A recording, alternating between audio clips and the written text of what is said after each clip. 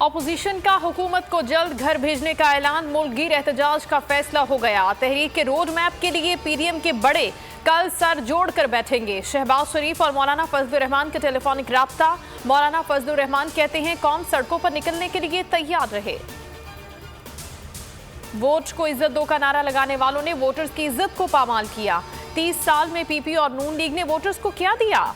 शाह महमूद कुरैशी का सवाल, कहा पीडीएम चोर और लुटेरों का टोला है। जब वोट को इज्जत नहीं मिलती तो ऐसे हुक्मरान सामने आते हैं जिन्हें सिर्फ अपनी कुर्सी की फिक्र होती है। मरियम नवाज का बयान, कहा 74 साल में शायद इतनी महंगाई नहीं हुई जितनी 3 साल में हो गई। लोग भूख से परेशान हैं।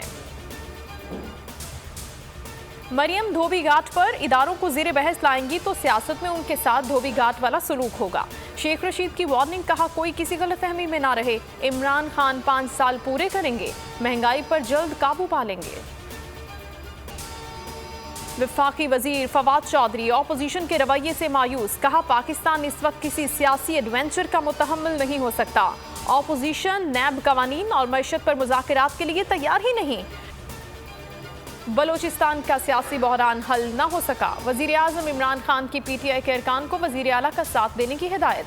कोयटा में नाराज अरकान की इत्तेहादी जमात हज़ारा डेमोक्रेटिक पार्टी के अरकान से मुलाकात। हज़ारा डेमोक्रेटिक पार्टी का तहरीक अदम एतमाद का साथ न देने का ऐलान। सब्सक्राइब करें और बेल दबाएं ताकि कोई खबर रह न जाए।